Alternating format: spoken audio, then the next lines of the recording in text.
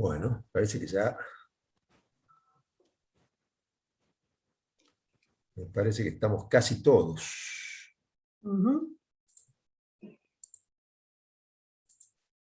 Buenas tardes, sí, estoy viendo las... Buenas tardes a todos, chicos. Buenas Bienvenidos. tardes. Para que terminen de ingresar, porque veo que van paneando, apareciendo en el chat. Sí, sí. ¿Sí? Bueno, déjame que haga la presentación y vos haces la explicación del cronograma. Ok. Y después comienzo la clase, ya te podés liberar. Sí, sí. ¿Qué eres? Bueno, buenas tardes a todos. Esta es la primera clase de esta asignatura, Derecho Administrativo, en el plan de Contador 2019.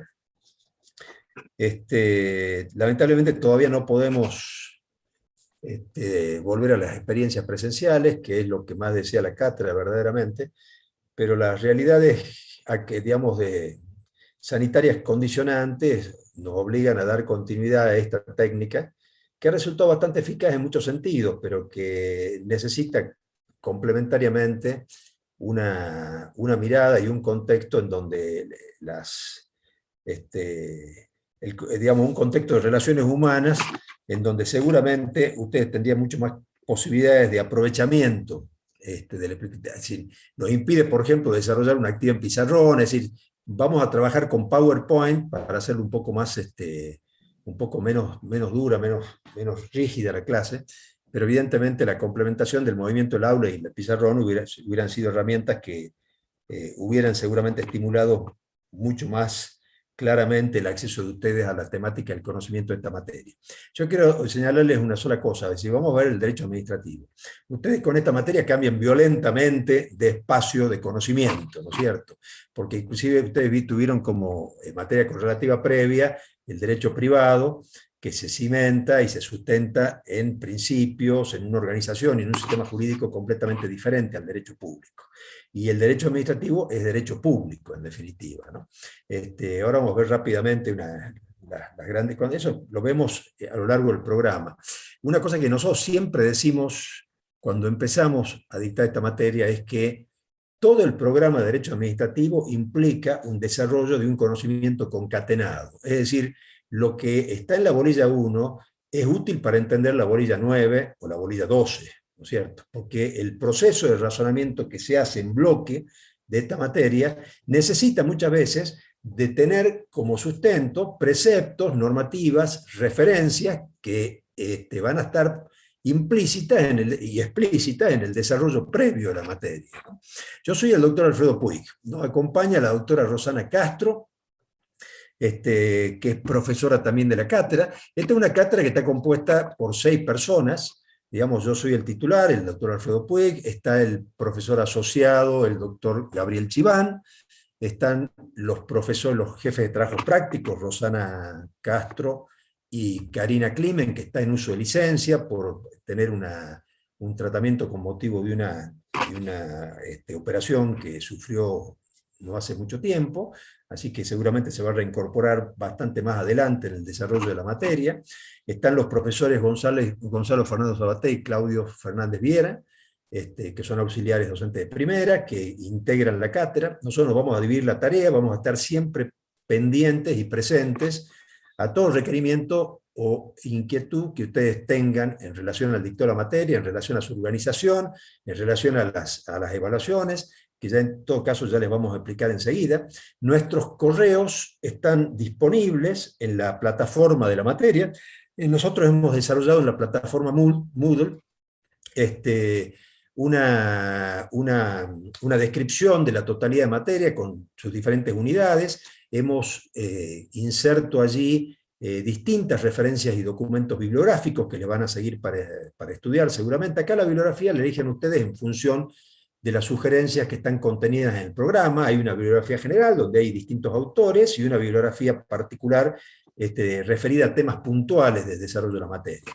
Y en la bibliografía general hay, digamos, obras que son extensas, que son los tratados, que a veces son importantísimos, sobre todo para hacer consultas sobre temas puntuales, y después hay manuales, que son mucho más manejables y digeribles, sobre todo para el contexto en el que se desenvuelve esta materia, que es en definitiva un elemento importantísimo para el caudal de conocimientos que debe desplegar un contador público el día de mañana en la realidad. El derecho administrativo está referido al Estado, por lo tanto los vínculos que ustedes entablen con el Estado, sea como privados o sea como funcionarios, necesariamente van a estar imbuidos o completamente imbuidos del derecho administrativo. Así que es conveniente y necesario conocer los contenidos, las disponibilidades, los procedimientos y los razonamientos del derecho administrativo, ¿no? Así que por eso, de allí la importancia de la materia. Verdaderamente es una materia sumamente importante para la vida práctica del contador.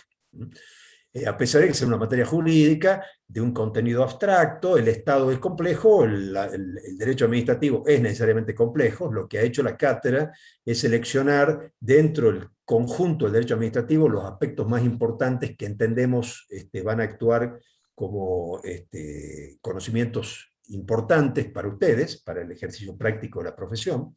Es más extenso desde el derecho administrativo que lo que plantea el programa, pero lo vamos a dar con ese enfoque, ¿no? Con la idea de aportarles una herramienta útil para la vida profesional el día de mañana. De tal manera que antes de empezar el desarrollo de la materia, yo le voy a pedir a la doctora Rosana Castro que nos explique un poco cómo tenemos planificado el desarrollo de la materia, y en definitiva los tiempos en que nos vamos a encontrar regularmente o en las evaluaciones para poder llevar adelante las metas que nos tenemos propuestas, ¿no? Doctora Castro, si quiere, por favor. Muchas gracias, doctor. Bueno, de nuevo le repito a todos los que no los había saludado antes, buenas tardes. Qué lindo que nos encontremos, ¿sí?, en el inicio de estas clases, que van a ser unos meses bastante intensivos. Nos vamos a encontrar todos los lunes y miércoles de 4 a 6 de la tarde. La metodología, en principio, ¿sí?, va a ser tratar en base a las disponibilidades de tiempo, porque tenemos que compaginar también lo que son turnos de exámenes, también los feriados. Vamos a tratar de, en todas las bolillas tiene una parte que es, digamos, el desarrollo del contenido de cada unidad, y a su vez vamos a tener una parte práctica, ¿sí?, que a través de ejercicios, ¿sí?, donde se van a ir aplicando cada uno de los conceptos que se van a ir desarrollando en las unidades. ¿Qué es lo que tienen que tener en cuenta? Principalmente, como decía el doctor, de que todos los contenidos son como eslabones de una gran cadena y se interconectan. Entonces, cuestiones que vieron en las primeras bolillas también se tocan por los fundamentos, ¿sí?, o por las finalidades o por la causa, con conceptos, con ideas o con procesos que van a haber desarrollado más adelante. Entonces, estos no son compartimentos estancos, es decir, estudié la unidad 1 y me olvidé porque ya está y no tiene nada que ver con la 5 o con la 6. Todo se interconecta porque el derecho, ¿sí?, el derecho administrativo es uno solo. Recomendaciones. ¿Qué tienen que tener ustedes a su lado para seguir las clases y estudiar esta materia? Tienen que tener la Constitución de la Nación, la Constitución de la provincia, la Ley Nacional de Procedimientos Administrativos y la correspondiente reglamentación, es un decreto reglamentario. Todo esto ustedes lo tienen disponibles en internet, ¿sí? Hay un sitio que se llama infoleg.com, ¿sí?, donde pueden bajar toda la normativa, incluso cuando sea necesario utilizar el Código Civil y Comercial, particularmente en qué bolillas van a necesitar el Código Civil y Comercial. Cuando se toque la temática de la responsabilidad del Estado, pero muy someramente, y sobre todo cuando se vea el tema de dominio público, que es la última bolilla. Entonces eso lo van a utilizar para esas unidades. Pero sí o sí, la Constitución, como les decía, la ley de procedimiento administrativo, tanto nacional como provincial, la provincial es la 5348, también la pueden bajar de internet, ¿sí? Eso necesitan para tener sí o sí a mano. ¿Por qué? Porque uno la va trabajando a las leyes, le va haciendo algún comentario, y todo lo que se va desarrollando ustedes lo ven en la ley. Y es así también como tienen que estudiarlo. Usen cuadros comparativos. ¿Por qué? Porque el derecho administrativo es un océano de leyes, ¿sí? Que tenemos a nivel nacional, pero a su vez a nivel provincial, ¿sí? Justamente ustedes, lo que se busca es que ustedes desarrollen las habilidades para saber conseguir, ¿sí?, dónde buscar ese derecho administrativo en el lugar del país en que se encuentren, ¿sí? Entonces ustedes el día de mañana se reciben y se van a trabajar a Córdoba, se van a trabajar a Ushuaia, se van a trabajar a Jujuy, van a decir, ay, no, yo no sé de derecho administrativo, porque yo estudié la ley de Salta y la ley nacional, y no importa, porque les vamos a dar todos los tips, ¿sí?, para saber qué buscar, dónde buscar, y van a ver que está todo trazado, tiene una columna vertebral, que son los principios que los vamos a ir desarrollando y que se vuelcan en cualquier tipo de procedimiento administrativo, sea el lugar donde ustedes se encuentren. Entonces, la materia tenemos más o menos programadas 23 clases que incluyen los parciales con su recuperatorio. Está prevista una primera evaluación el 20 de octubre de este año, ¿sí? Y el recuperatorio el día 25 de octubre.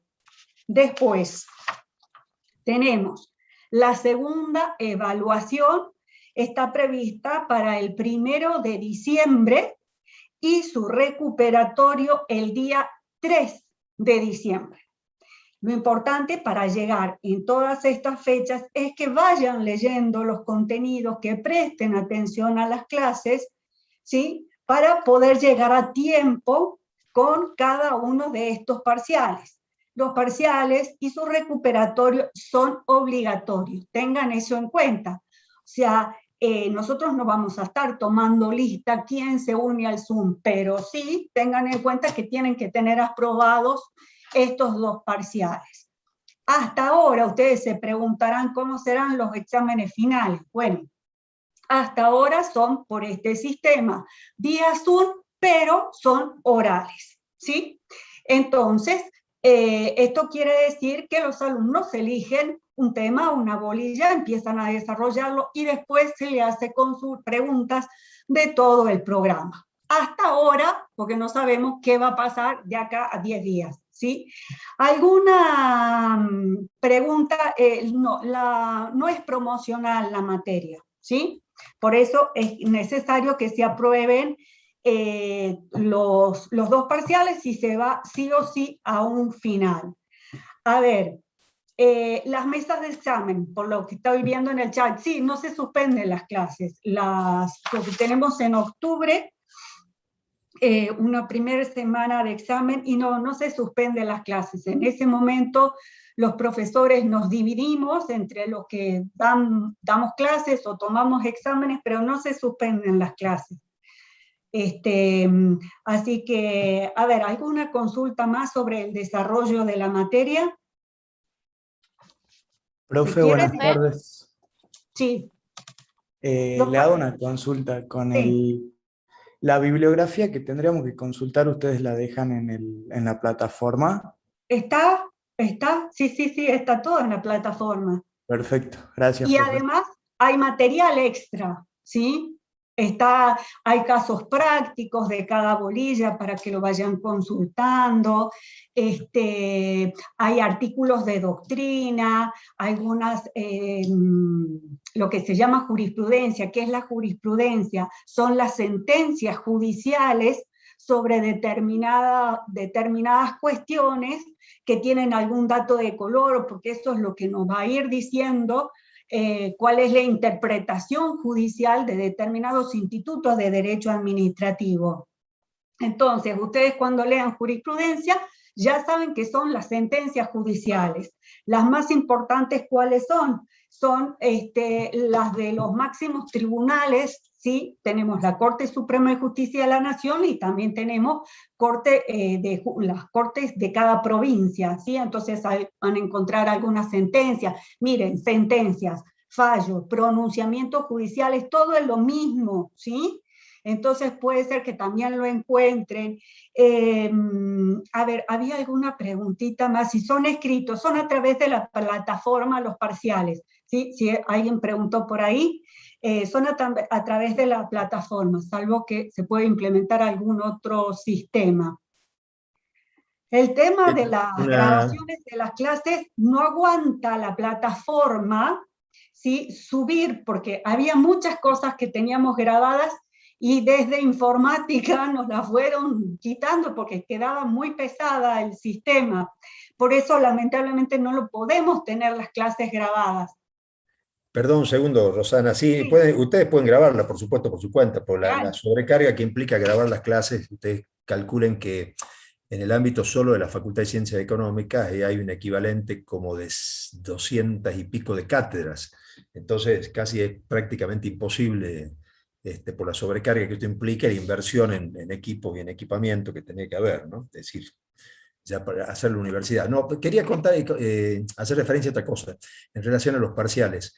En general, la técnica de los parciales para nosotros es una técnica de preguntas con respuesta de opciones múltiples, ¿no? Siempre damos una pregunta, 1, 2, 3 alternativas de responder. O preguntamos o hacemos una pregunta para que se responda verdadero o falso, y en algunos casos puedan hacer algún tipo de fundamentación.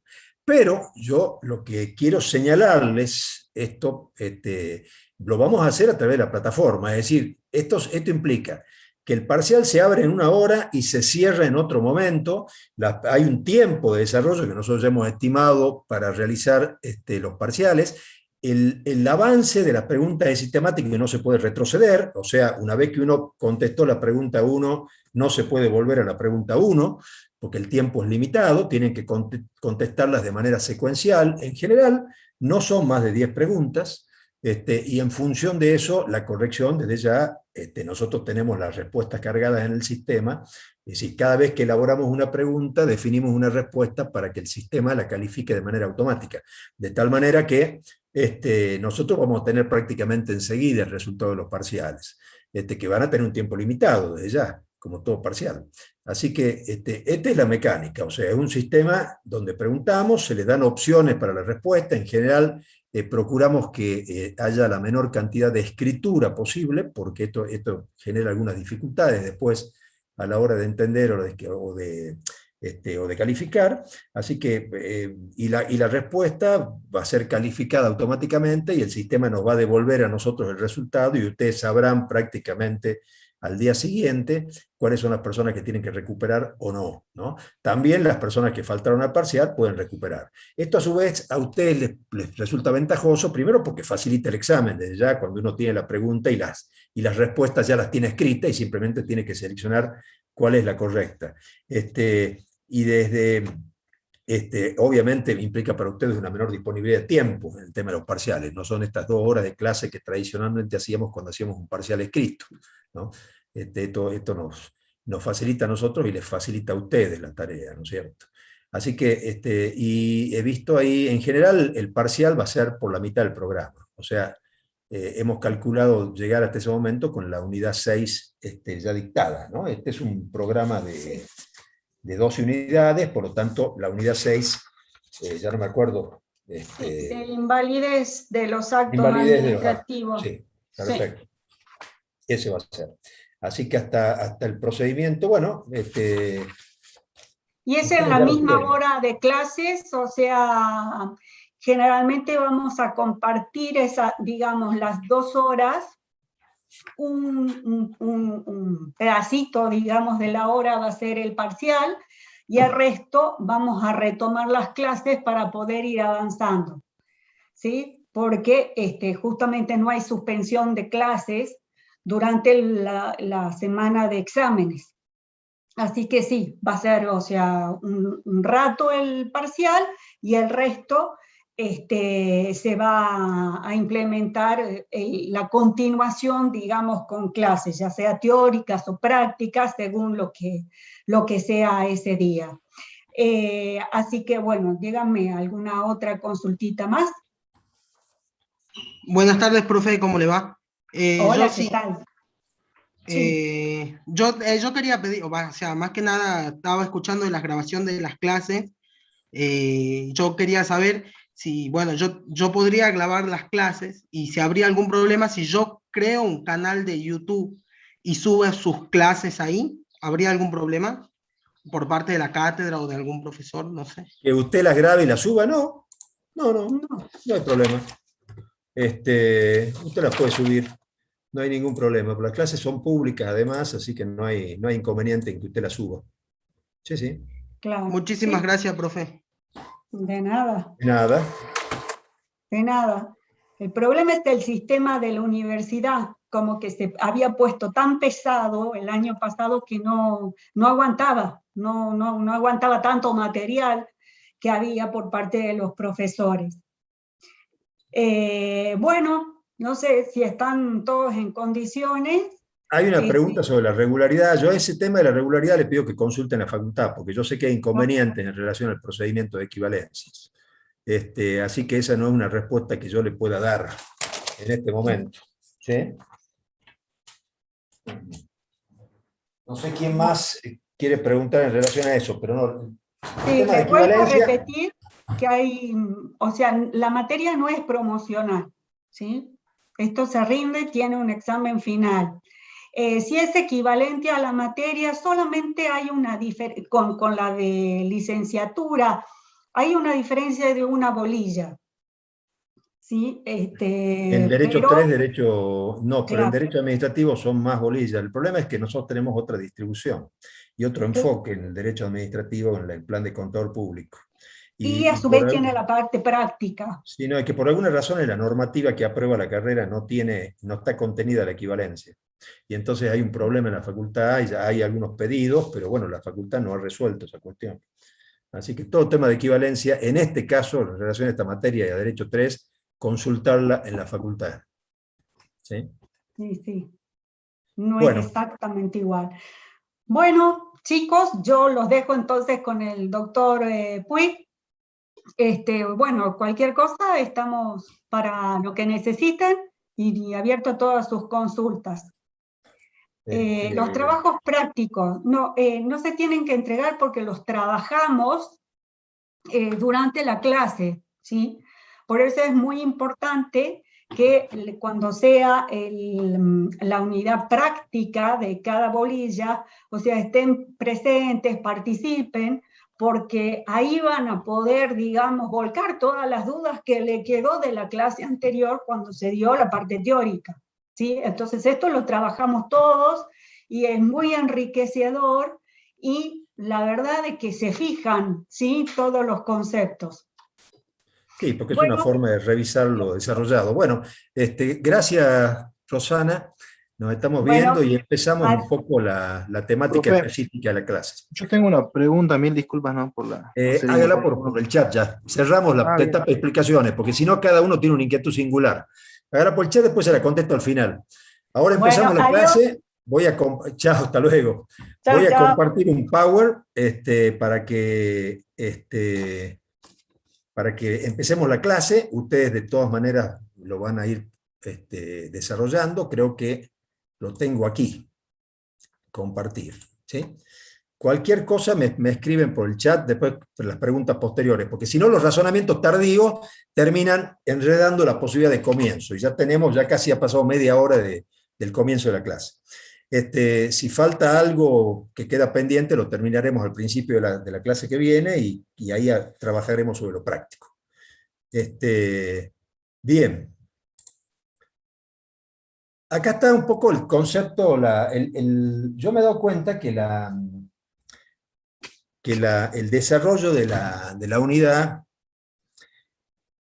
está vinculado en definitiva, es más que el derecho administrativo, al derecho público, pero el contenido es el mismo, ¿no es cierto? O sea, tal como está la unidad 1, nosotros tenemos que empezar viendo el Estado de Derecho, Estado de Bienestar, concepto de cada uno, administración y gobierno, personalidad, manifestación, o sea, el esquema clásico de por qué vemos el Estado. Ahora bien, esta es una cuestión típicamente del derecho constitucional, ¿no? Sin embargo, toda la estructura y el desarrollo del derecho administrativo tiene fuente constitucional, es decir, justamente el derecho administrativo se nutre de la segunda parte de la Constitución, que es la organización del poder, porque en definitiva, es decir, el Estado es el ente que hace el ejercicio del poder público y la administración es una de las facetas de la actividad del Estado. Por lo tanto, necesariamente tenemos que explicar un poco los conceptos de Estado desde la perspectiva del derecho administrativo, no desde la perspectiva del derecho constitucional. Es decir, no vamos a ver tanto los conceptos sustantivos de la organización del Estado y el alcance de su poder, sino estrictamente aquellas funciones que desde el Estado se proyectan hacia la actividad del derecho administrativo, ¿no? Como dijo la profesora Rosana, en la plataforma están prácticamente aportes y apuntes sobre todas las unidades. Esta, por supuesto, está allí, y seguramente va a haber, nosotros tratamos de actualizarla a cada tanto periodo de tiempo, cuando es posible.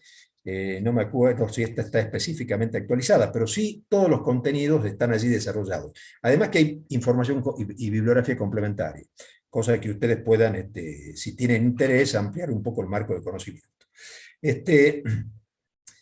¿A qué llamamos Estado? Es decir, en definitiva, este es un concepto que ha ido desarrollándose a lo largo del tiempo, ¿no es cierto? Hay una definición sencilla que en definitiva hace referencia a que es un conjunto organizado de hombres que extiende su poder sobre un territorio determinado reconocido como unidad en el concierto internacional. Esta es una definición clásica de un autor clásico del derecho administrativo como es Miguel Marienhoff, un autor ya fallecido, que tiene una obra imponente en materia de derecho administrativo, y que ha tratado de reunir en el concepto los contenidos del Estado. O sea, esto no es solo una mera definición, sino básicamente una descripción de los contenidos del Estado. Entonces decíamos que para Marienhoff el Estado es un conjunto organizado, la palabra organización acá tiene significado, de hombres, porque son los seres humanos los que dan configuración en definitiva al Estado y a su proyección de poder, que extiende su poder, otro elemento, sobre un territorio determinado, territorio, otro elemento, y reconocido como unidad en el concierto internacional. Este último punto no lo van a encontrar en muchas definiciones, sin embargo, en las definiciones y en los conceptos modernos de Estado es esencial, porque en definitiva un Estado existe, y existe en su realidad jurídica y política y de soberanía, si es reconocido en el mundo por otros Estados. Hoy, ese principio ya no es, y no implica un reconocimiento individual de un Estado hacia otro, sino todo ese fundamento ha pasado a la Organización de las Naciones Unidas, de tal manera que en los tiempos modernos en que vivimos, la existencia de un Estado, su creación, el reconocimiento de su territorio y del ejercicio de su poder va a depender de una decisión de las Naciones Unidas. Se han creado en los últimos 50 años muchos estados, ¿no? Es decir, desde la caída del muro de Berlín hasta la reconfiguración del mundo como consecuencia de las extinciones de los colonialismos y de las influencias y las anexiones territoriales directas, se han creado muchos estados. Tanto en el continente, en todos los continentes, me aclaro, ¿no? Es decir, no solo en el continente europeo o en algunos espacios del continente asiático, sino en todos los continentes la creación de nuevos estados ha sido prácticamente una constante desde hace 50 años. Y estos estados han sido reconocidos por la Organización de las Naciones Unidas, ¿no? Por eso el número, si ustedes acceden a la página de las Naciones Unidas y ven las páginas pertinentes sobre los estados asociados, van a ver que cambia prácticamente de manera continua, ¿no? Ahora bien, ¿por qué nosotros abordamos el tema del Estado como un tema importante en el derecho administrativo? Porque la administración es un aspecto de la actividad estatal, ¿no es cierto? La administración, como el Estado, se desenvuelve sujeto a lo jurídico, es decir, al principio que se llama de legalidad, ¿no? Este principio nace, obviamente, con el reconocimiento del Estado como Estado de Derecho, que es un concepto relativamente moderno en el tiempo, ¿no? Es decir, ¿cómo se concebían en la antigüedad el Estado? Porque la palabra Estado tuvo, es decir, como concepto, como palabra, es novedosa en el tiempo. Es decir, cuando digo novedosa, estoy hablando del 1600, ¿no? Pero antes de eso, los estados existían, es decir, no se llamaban estados, pero sí las organizaciones políticas de expresión del poder tenían otras configuraciones, otras formas, pero tenían prácticamente el mismo contenido y la misma finalidad, o sea, el ejercicio del poder sobre un territorio determinado y sobre una cantidad de personas determinadas. Esto ha evolucionado, la Revolución Francesa implicó un corte, porque a partir de la Revolución Francesa nació lo que se llama los procesos constitucionales o el constitucionalismo. Cuando el constitucionalismo, ¿qué implicó? Implicó decir que ya el Estado no es la personificación del monarca, decíamos, el Estado no está personalizado en un monarca, en un rey o en un emperador, sino que el Estado está referido al sistema jurídico, a la ley, porque en definitiva el Estado se organiza en función de la ley. Esto implica que el Estado es una estructura de poder al servicio de la comunidad, no para el ejercicio singular o personal de quien conduce, sino una estructura que se organiza para el servicio a la comunidad. Entonces acá cambia completamente la idea y empiezan a crecer toda una serie de principios y de regulaciones destinadas a limitar el ejercicio del poder, ¿no? Y esto se ve exteriorizado en multiplicidad de formas a lo largo del tiempo, ¿no? Ustedes piensen que en la antigua polis griega, por ejemplo, en las ciudades griegas, la idea era la idea de la sociedad civil, es decir, los griegos tenían claro que la reunión de ciudadanos en un espacio que en definitiva decidían sobre los destinos de esa comunidad, ellos le llamaban sociedad civil, porque la sociedad civil era un concepto que superaba, estaba por encima de la gente. Era un concepto genérico que abarcaba a todos, pero no tenía como destinatario a ninguno en particular, sino a la comunidad toda. Y desde ese punto de vista, la democracia griega, que era muy, muy peculiar, porque no era un sistema de elección como el que conocemos, sino muy distinto, y bastante limitado a los que se llamaban, en definitiva, patricios, ciudadanos, pero en definitiva tenía un componente colectivo, ¿no? En el Imperio Romano eso cambia completamente. Bueno, no vamos a hacer la historia, pero lo que quiero decirles es que en relación al poder, ¿no es cierto?, siempre existió instituciones que en el lenguaje moderno les podríamos llamar Estado. Pues la palabra Estado recién aparece en el 1600 con Maquiavelo. Es decir, Maquiavelo fue el que instala el concepto de la palabra Estado y reconoce que el Estado puede organizarse de muchas maneras, puede ser monárquico, democrático, demagógico, tiránico, etcétera, ¿no es cierto? Puede tener muchas calificaciones, pero en definitiva el Estado es una estructura de poder que está por encima del individuo concreto, y su organización siempre está destinada a la producción de normativas, disposiciones y servicios relacionadas con los fines de la comunidad y no con los fines de quienes detentan el poder. Esto se construye de muchas maneras. Y acá entonces yo le decía, desde la Revolución Francesa aparece la idea del Estado de Derecho. ¿Qué es el Estado de Derecho en definitiva? Es sencillo, el Estado de Derecho es el sometimiento del Estado al sistema jurídico. Porque en la concepción anterior, al ser el rey el que creaba la legislación, el rey se consideraba por encima de la legislación, porque si él la creaba, él la podía abrogar, y por lo tanto, en el criterio anterior no estaba obligado a cumplirla. Por lo tanto, el rey tenía lo que se llamaba un principio de inmunidad. Nada podía alcanzar al rey. El rey no era responsable de nada. Es decir, toda la responsabilidad recaía, en definitiva, en sus funcionarios, o en la sociedad, o en ciertos ámbitos de su gobierno, pero nunca en él, porque él estaba por encima de la ley. Cuando los países avanzan y se entrega la capacidad de generar normas a los parlamentos, es decir, aparecen las legislaturas y los parlamentos, todavía en el siglo XVIII y en el siglo XIX, entonces ya a partir de ahí la idea es que, aunque alguien dicte la ley, está sometida a ella, porque en definitiva lo que importa es que la ley constituye una regla de conducta.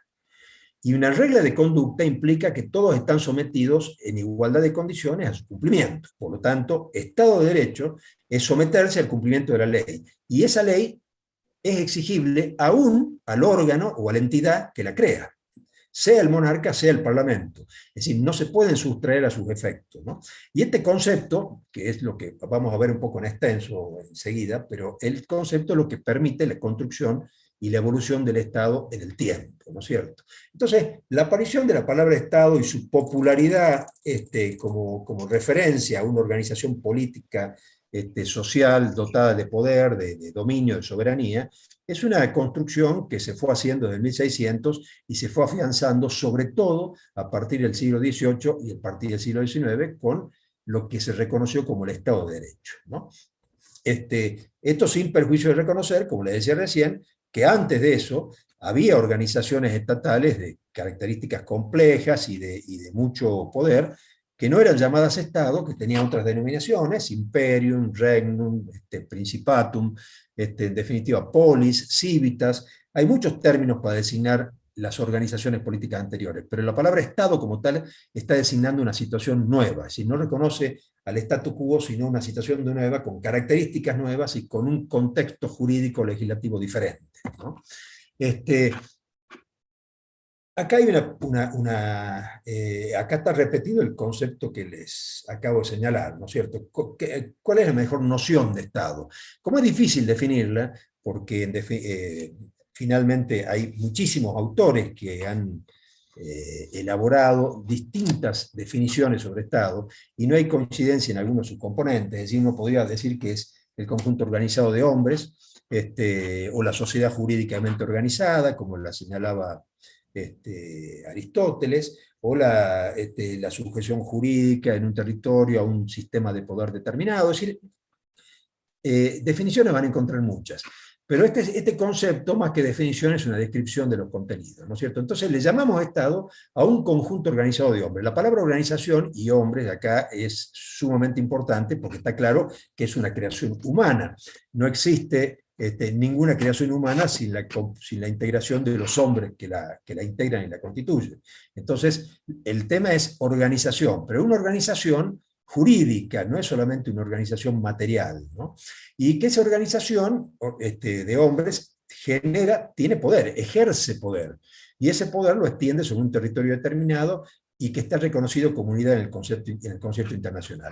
Los elementos centrales acá son el elemento geográfico, el humano, el poder y el gobierno. Y la consecuencia de la estructuración de esos cuatro elementos va a ser, si es posible, el reconocimiento internacional. Sin ese reconocimiento internacional, un Estado no es tal, porque en definitiva carecerá de la protección y de la tutela jurídica, material, armada inclusive, o política, que le permita sobrevivir como Estado, porque cualquiera se considera con derecho al territorio de un grupo que se pueda autodenominar la creación de un Estado nuevo. Sin ese reconocimiento internacional no hay Estado, ¿no? Antes que aparecieran las Naciones Unidas, los estados dominantes eran los que reconocían la creación de un Estado. Yo les cito un ejemplo histórico de la Organización Nacional Argentina.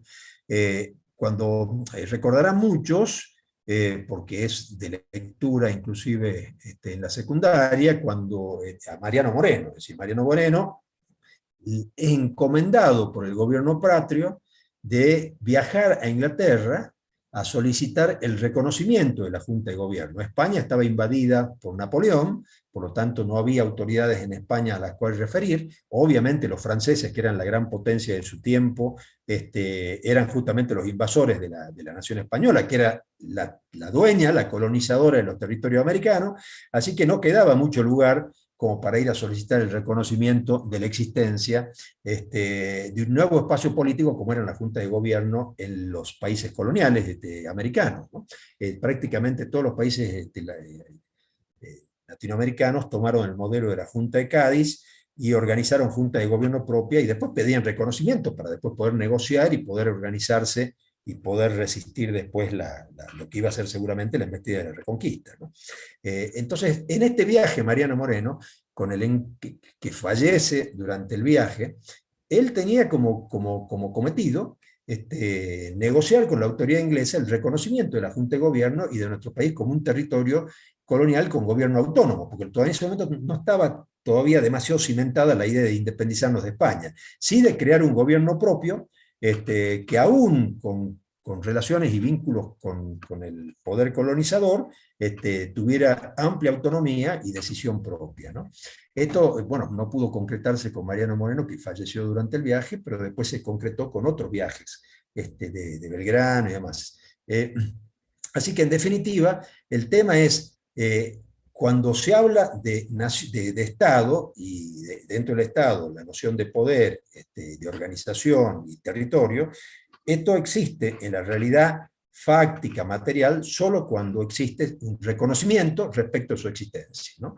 Y esto fue antes y fue ahora, antes con un método, hoy con otro método mucho más civilizado, si se quiere, porque las Naciones Unidas, en general, más allá de que decide con la votación de sus integrantes, en general reconoce las realidades de las distintas situaciones sociales, políticas, económicas, y ha reconocido la existencia de muchos países para evitar inclusive cuestiones de guerra que se produzcan internamente entre espacios que se escinden y espacios que se constituyen como nuevas instituciones y nuevos países, ¿no? Ahora, ¿qué es el elemento geográfico, humano, poder y gobierno, ¿no? El elemento geográfico habla de un territorio, pero cuando hablamos en derecho de territorio, del espacio geográfico donde habitan un conjunto de personas, y en definitiva se ejerce el poder, estamos hablando de los límites del poder. O sea, el elemento geográfico lo que determina es el espacio de competencia o de soberanía que puede ejercer un país en un espacio territorial determinado, ¿no? Cuando hablo de tierra, hablo también de la proyección marítima, pero bueno, eso va implícito en la concepción de Estado de hoy. Lo cierto es que lo geográfico no es un mero espacio territorial, sino es el espacio en donde ese Estado organizado ejerce su poder concreto, su poder soberano, ¿no es cierto? El límite implica, a partir de allí, el ejercicio de la soberanía por otro país, ¿no? Esto tiene una sola excepción, que es obviamente el de las representaciones diplomáticas. Ustedes conocerán seguramente que en el mundo hay convenios que aceptan que cuando un país tiene una representación diplomática en otro, el espacio territorial que ese país le asigna a la embajada o a la representación diplomática del otro país está sujeto a la jurisdicción del país invitado, no del país anfitrión. De tal manera que constituye un espacio de extraterritorialidad para el país anfitrión en el que no puede introducir su propia normativa y tiene que reconocer la realidad jurídica de ese país que está invitado y que tiene una representación diplomática en ese lugar, ¿no? Es decir, las embajadas están sujetas a una situación de jurisdiccionalidad, ¿no? Esto significa sometidas al poder jurídico de otro país, a pesar de que están en nuestro territorio, ¿no? Esos supuestos son supuestos excepcionales, de ya requieren que los países tengan relaciones de tipo diplomática, comerciales, políticas, etcétera, que se reconozcan en su existencia y en su realidad histórica y política, y entonces se hacen acuerdos sustentados hoy en una normativa internacional que está aprobada por las Naciones Unidas y que reconoce a los territorios de esta manera, ¿no? Es el único caso en donde va a haber un pedazo de territorio propio en un país extranjero, ¿no es cierto? En un país extranjero, que no puede ser vulnerado por ese país, porque esa es justamente la condición de que exista una zona como protegida o tutelada, y el país anfitrión está obligado a proteger ese territorio de cualquier situación de violencia generada en su propio territorio, de tal manera que hay una obligación de protección y de tutela, ¿no? Así que sería la única excepción al elemento geográfico, porque generalmente el elemento geográfico es un elemento continuo, ¿sí? Los países tienen un espacio territorial continuo. El espacio humano, obviamente estamos hablando de la población, ¿no? Cuando hablamos de población, ¿de qué hablamos? O sea, hablamos de ciudadanos hablamos de residentes. Esto es importante porque hay una distinción entre si hay alguien en mi territorio, a quien protejo, a quien tutelo y a quien le reconozco derechos, ¿no es cierto? En general, en la legislación argentina, y la mayor parte de los países, y generalmente en la mayor parte de los países del mundo, el elemento humano es cualquier habitante que esté dentro del territorio nacional. O sea, el sistema jurídico se aplica y también protege a cualquier habitante que esté, se asiente, transite en el territorio nacional. No importa que sea un extranjero, no importa que no resida aquí, basta un día posarse físicamente en el territorio de la Argentina para estar protegido por su legislación. Esto no implica que tenga esa persona todos los derechos que tiene el ciudadano o el nativo o naturalizado en la Argentina, pero sí que al que se le van a aplicar y se le va a tutelar, lo va a tutelar todo el sistema jurídico, ¿no? Esto es importante porque entonces cuando hablamos del elemento humano, hablamos de los habitantes que integren o que estén dentro del territorio de ese país, y no solo de los ciudadanos, o no solo de los residentes, o no solo de los nativos naturalizados, ¿no? Es decir, hablamos de toda persona, ¿no? Es decir, a eso le llamamos habitante. Toda persona que ingresa al territorio nacional automáticamente es alcanzado por su sistema jurídico, ¿no? Bueno, el poder evidentemente es la capacidad coactiva que tiene el Estado de hacer cumplir sus disposiciones normativas y sus decisiones políticas, ¿no? El poder es un elemento integrante y sustancial del Estado. Sin ese poder no se puede verdaderamente ni defender el territorio, ni imponer normativas y condiciones a las organizaciones sociales, etc. Y desde el gobierno implica ya la estructura orgánica que tiene como finalidad el ejercicio de ese poder en ese territorio y sobre las personas a las que le alcance la legislación, ¿no? Este es un poco el esquema general. Este es un tema que surge del derecho administrativo, pero se proyecta claramente en el derecho administrativo, surge el derecho constitucional, pero se proyecta claramente en el derecho administrativo, porque justamente a partir de eso, a partir de esta concepción de la organización, es que nace, se estructura y se desarrolla el derecho administrativo, ¿no?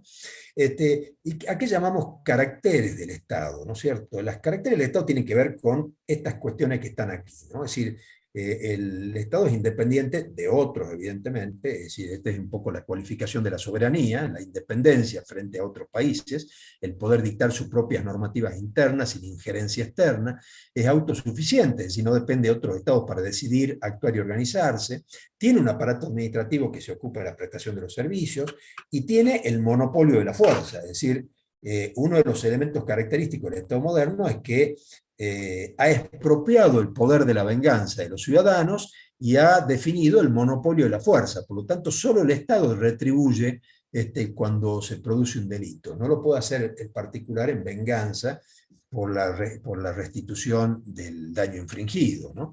Necesariamente tenemos que sujetarnos a un régimen jurídico impuesto por el Estado en función del monopolio de la fuerza, ¿no?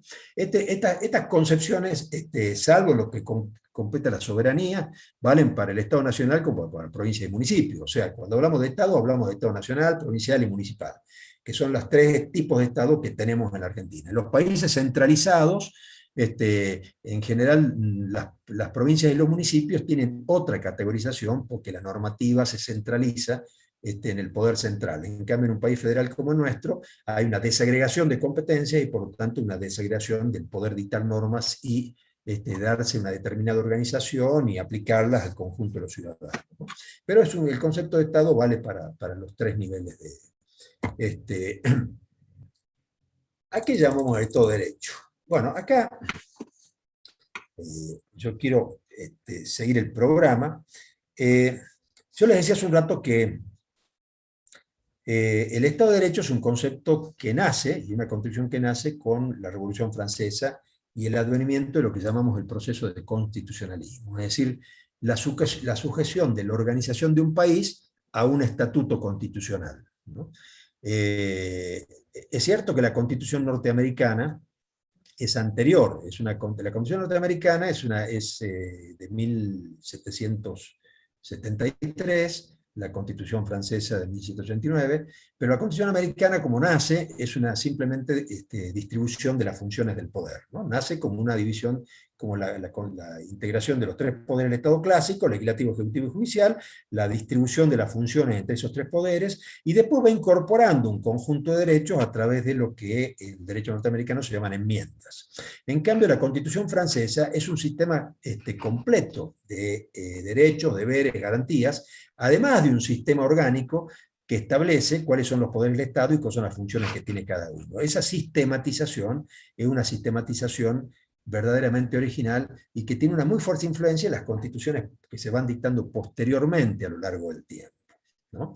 ¿Qué caracteriza el derecho, el Estado de Derecho? O sea, el Estado es un derecho, Estado de Derecho es básicamente abstencionista. ¿Qué significa abstencionista y no intervencionista? Significa que parte de la base que los derechos pertenecen a las personas y que se ejercen según su propia autonomía de voluntad, ¿no? Este concepto de autonomía de la voluntad es un concepto muy típico de la construcción del Estado original, del Estado de Derecho original, en donde el Estado tiene que intervenir lo menos posible, a pesar de tener el monopolio de la fuerza, a pesar de tener la titularidad de los servicios, la prestación de los servicios que posibilitan el ejercicio de los derechos. En general el Estado trata de no meterse en las realidades sociales de la sociedad civil, de las personas, y toda la legislación civil se transforma en una legislación central, en donde aparecen las regulaciones y las consecuencias de las decisiones y de los hechos que producen las personas individualmente consideradas, ¿no? Pero más allá de que es un Estado abstencionista, lo caracterizan también tres cosas muy importantes. Primero, que diferencia el poder de dictar la Constitución del poder legislativo común, ¿no es cierto? Esto evita que las circunstancias políticas coyunturales puedan determinar la existencia de los derechos que están establecidos en la Constitución. Son dos funciones distintas. Fíjense que en nuestra Constitución Nacional, para reformar la Constitución tenemos que convocar una convención constituyente, un proceso que se está llevando adelante en Salta, ¿no? El legislativo no puede modificar la Constitución, solo puede, y esa es la función que la Constitución le da, declarar la necesidad de su reforma. Pero a partir de allí empieza un procedimiento diferente, donde el único órgano o poder que puede reformar la Constitución es una convención constituida al efecto, que se llama Convención Constituyente, y que además tiene un mandato, no puede reformar cualquier cosa, solo puede reformar aquello que está declarado como necesario para la adecuación constitucional. Estos son límites al ejercicio del poder, y evitar que un órgano del Estado asuma la totalidad del poder público invocando la naturaleza de las funciones de que ha sido investido a través de una elección popular, ¿no? Así que, en definitiva, separar el poder constituyente del poder legislativo común es una característica del Estado de Derecho. También lo es el que haya una constitución escrita o semirrígida. En los países anglosajones, no todos, la mayoría tienen constituciones. Inglaterra, por ejemplo, algunos, o Islandia, Australia, tienen un sistema, el common law, que no es una constitución sistemática, escrita completa. Tienen normas constitucionales, pero no tienen una constitución completa que contenga toda la relación de derechos y garantías como las que tenemos nosotros, ¿no? Funcionan con otra idea que tiene que ver con su experiencia histórica, digamos, desde el famoso Estatuto de Derechos, Bill of Rights, ¿no?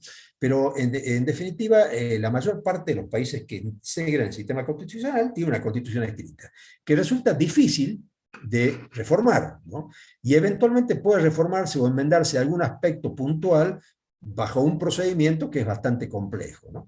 Pero en definitiva es una constitución escrita y semirrígida. Después, por supuesto, la separación y la distribución de los poderes. El Estado de Derecho determina la distribución de los poderes entre legislativo, ejecutivo y judicial. Las constituciones modernas han incorporado otros órganos, ya lo vamos a ver después, pero en definitiva la idea es que el poder esté distribuido, ¿no? Y finalmente, un cuarto punto, que ya tiene que ver más bien con herramientas que se definen por vía legislativa más que constitucional, que es tener medios eficaces para que las personas puedan invocar y hacer valer sus derechos, porque de nada sirve que una constitución me reconozca derechos si no tengo una vía instrumental para hacérmelos reconocer. Desde ya que esto es el sistema judicial en general, pero el Estado de Derecho tiene que garantizarle a las personas vías y formas de hacer valer o respetar los derechos que tienen reconocidos por la Constitución, ¿no? Desde ya que lo contrario a estos derechos son estados absolutistas, en donde el poder está constreñido a quien gobierna, a una persona o un órgano centralizado, y generalmente tiene como característica en gran parte la supresión de las libertades civiles, individuales y públicas, ¿no? Así que esta es un poco la cuestión. Ahora bien, este Estado de Derecho no satisfacía en definitiva el funcionamiento social, porque en definitiva la gente quería decir, no solo que le reconozcan los derechos, sino que le den la posibilidad de hacerlos operativos. Y esto a veces no sucedía, y entonces, sobre todo en el siglo XX, aparecen como consecuencia de toda una serie de procesos sociales que se desarrollan durante el siglo XIX, pero específicamente en el siglo XX, y sobre todo a partir de las dos guerras mundiales, entre las dos guerras mundiales, aparece todo un proceso que se reconoce como Estado Social de Derecho o Estado de Bienestar. El Estado Social de Derecho, ¿qué es lo que hace? Es decir, reconoce, no es que suprima o derogue el Estado de Derecho, en realidad es un estadio superior del Estado de Derecho. Es un estado evolutivo el Estado de Derecho, donde se reconoce que el mero reconocimiento del derecho no es suficiente, sino que además el Estado tiene que intervenir para tratar de que esos derechos sean verdaderamente puestos de manifiesto o en acto como consecuencia de su intervención. Por eso se dice que, a diferencia del Estado abstencionista, que es el Estado de Derecho puro, liberal de derecho, aparece el Estado Social de Derecho con un activismo intervencionista que va resolviendo muchos de los problemas de tipo social que en la concepción anterior estaban impedidos por la misma concepción que tenía el Estado, ¿no? Acá aparecen los derechos sociales, mucho más modernamente, sobre todo a partir de las reformas constitucionales de la década del 90, aparecen los derechos culturales, pero bueno, es verdaderamente un paso importante, sin perderse el reconocimiento de los derechos individuales. La persona sigue siendo una persona libre, con un conjunto de derechos, pero que en función del bien común tiene que adecuar el ejercicio de derechos a distintos intereses colectivos, ¿no? Digamos, por supuesto, hay distintas miradas y realidades sobre cómo se ha ido concibiendo el Estado Social de Derecho según los países. Los países europeos han sido los que más avanzados han llegado a este concepto. Sin embargo, y lo pongo acá en una referencia menor, las dos primeras constituciones en donde aparece y se manifiesta el reconocimiento de los derechos sociales es en la Constitución de México, de Querétaro, de 1917, y en la de Weimar, en 1919. Es decir, la influencia filosófica que venía gestándose ya del siglo anterior, conforma lo que se llamó en su momento la República de Weimar, y en México la Constitución de Querétaro, donde la de Querétaro está más influida por la población rural. En América en general y en México en particular la población era muy numerosa y carecía de prácticamente todos los derechos más allá de su reconocimiento constitucional, y en Europa obviamente la Constitución de Weimar estaba más asociada con la evolución industrial, ¿no? Que eso tiene después como consecuencia toda una serie de impactos de tipo social, la creación de sindicatos, partidos políticos de liberales, socialdemócratas, etc., ¿no?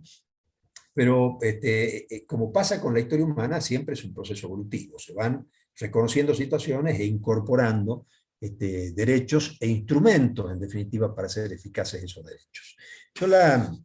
El Estado de Bienestar todavía se proyecta hasta el presente, lo que pasa es que ahora ya está asociado a otro tipo de estadio evolutivo, no sabría cómo llamarlo en definitiva, pero que sin ninguna duda no implica el principio de progresividad, no implica un retroceso, sino tratar de avanzar en la concepción de los derechos, en la concepción de una más eficiente organización social, en accesibilidad, en tutela ambiental, etc., ¿no? Es decir, hay todo un conjunto de cuestiones que hoy están presentes en todas las sociedades, por no incluir los movimientos feministas que han tenido una incidencia enorme en las nuevas concepciones de organización social, ¿no? Así que, en el Estado, ahora, ¿por qué es importante esto para el derecho administrativo, ¿no? Antes de hablar de gobierno? Porque en la medida que el Estado incorpora cometidos, hay regulación administrativa. En definitiva, Si el derecho administrativo tiene como, ya lo vamos a ver después cuando veamos derecho administrativo en otra unidad, ¿no? Pero si el derecho administrativo tiene como finalidad el ejercicio de la función administrativa del Estado, está claro que a mayor incorporación de funciones o de actividades, mayor regulación normativa, por lo tanto, expansión del derecho administrativo.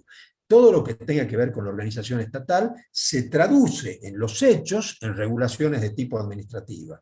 Y por eso nos interesa conocer qué significa el Estado de Derecho, el Estado social de Derecho como estadio evolutivo del Estado de Derecho y la influencia de distintos movimientos de tipo social, político, económico acontecidos en el mundo que van incidiendo sobre los roles del Estado, la actividad concreta de intervención que el Estado pueda tener en el medio, o la actividad cuando no interviene, la actividad regulatoria de la actividad privada cuando ello es importante por su trascendencia social. Y en todos los casos hay allí, entonces, existencia de derecho administrativo, ¿no? Acá simplemente un concepto, digamos, a partir ya tenemos la idea del Estado, tenemos la idea de cómo se organiza el Estado moderno con concepciones del Estado social, y distintos aportes que se tienen en función de la evolución. Las tecnologías desde ya han aportado mucho para nuevas miradas y nuevas formas de relacionamiento y de vinculación entre el Estado y los sujetos. Entonces, acá tenemos que distinguir necesariamente entre administración y gobierno, ¿cierto?